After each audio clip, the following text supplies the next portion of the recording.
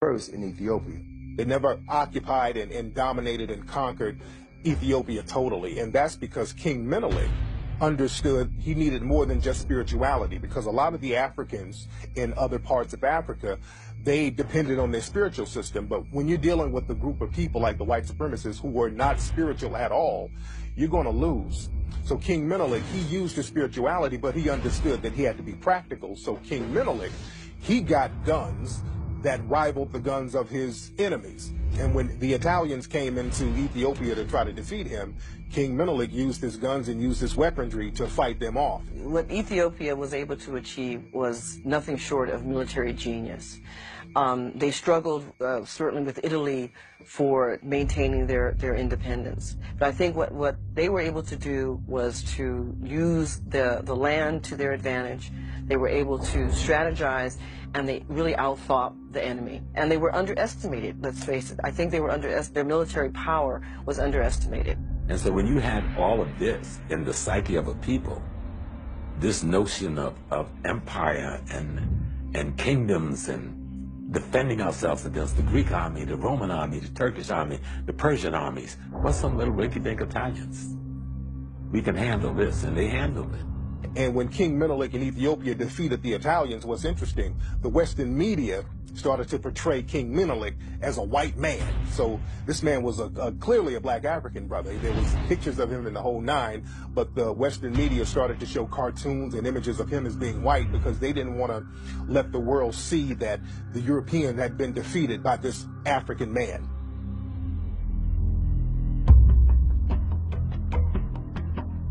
Traditional African religions, particularly the one from ancient Egypt and Sudan, venerated this idea called Ma'at. And Ma'at, roughly speaking, you could translate it as truth, as justice, as righteousness, as reciprocity.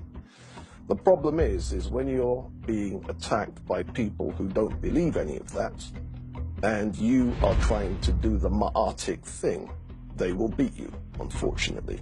And this is one of those harsh lessons that the black community is still to learn. The assumption that another group's view of humanity is the same as ours. The assumption that another group's understanding of divinity is the same as ours. The African moved from the premise that everybody was a brother, and thus should be treated and accorded that kind of brothership and brotherhood. The European moved from a position that what is mine, and what is yours is mine if I can take it. You had a war culture coming in contact with an agrarian culture. The war culture is always going to win because the war culture doesn't put any value on human life. And that means it has no barometer to how much death and destruction it will carry out. People talk about the greatness of Africa, and we see some of the great empires that we had over in Africa. And naturally, a lot of people will say, okay, if we had all these great empires, where did Africa go wrong?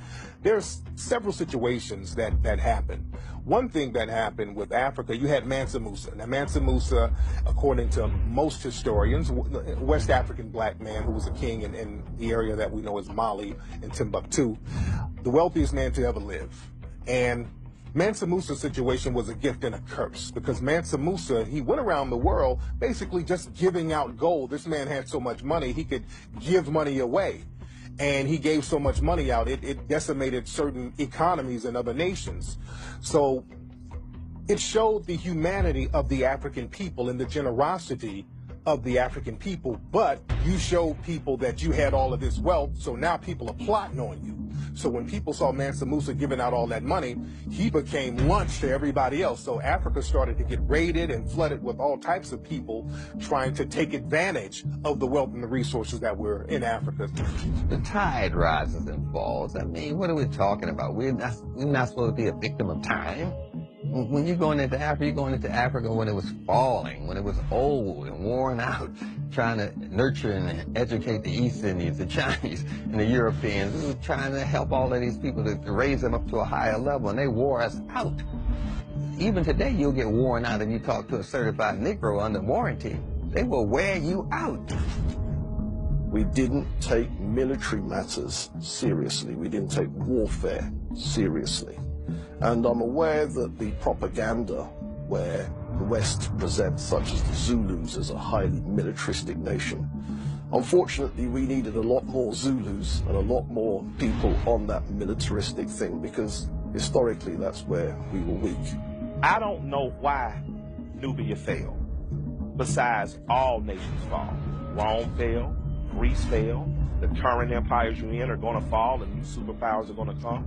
So yeah, we failed. Kings died. Other people mishandled money. The same thing that happened with your grandmama inheritance after she died. The same thing. Some of your cousins went and wilded out with it. The other of your cousins took it and created their own little things. Same thing happened. But the question is, how do we create an Israel? How do we create an India? How do we create a Germany? How do we create something for us? Because we need something. You know, Dr. John Henry Clark was like, we're yelling that we want a nation, and it's nation time, and we don't even know how to build a train. The Japanese bought one train, reverse engineered that train, now they're selling trains. Any nation fails is you don't want it to fall again. So ultimately, if I wanted to find out why any black nation failed, I would go to the most recent one, because the most recent one works by our recent standards of governing and governance, and that would be Haiti. Why did Haiti fail? Haiti was sabotaged by France. Haiti was looted, and she was sanctioned globally. Haiti offered any blacks anywhere in the hemisphere, from the Dominican Republic, the United States, if you can escape from slavery and get here, you're a free man and we protect the integrity of your freedom. That is what the anger against Haiti was about. Haiti was the first free republic that offered freedom to any enslaved people, black or white, from anywhere. If you make it to these lands, our army will protect your integrity. For 444 years of the European enslavement of African people, you had the best and the brightest of African people steadily taken out. And then after that genocide, after that Holocaust, Europeans decided that they were going to go in now after the Berlin Conference and control the land for another 88 years. So Africa has only been free for less than 50 years, but is still suffering from the ravages of 444 years of slavery, 88 years of colonization. You don't recover from that automatically unless there are plans in place to aid your recovery. After Europe was destroyed during World War I and World War II, you had the Marshall Plan and other plans that were implemented by the United States in order to rebuild Europe. Look at photographs of London, photographs of Paris after the war, after the bombing, and then see what American aid did 20 years later to rebuild those cities. So we think that Europe has always looked like that. No, Europe has had more wars than Africa has had, but they've had access to resources to rebuild. Africa hasn't had the ability to rebuild. There was no revolution there. There was no independence granted. All they were done was to make a few Negroes wealthy, and then y'all managed the apartheid poverty for us. But we'll keep all of our banks, we'll keep all of our mines, we'll keep all of our industry. We're not sharing nothing with you. We'll keep the best 80% of the farmland, and you can't even come into our little towns. There are towns in South Africa we don't know the names of. That's the most prosperous, most beautiful places in the world.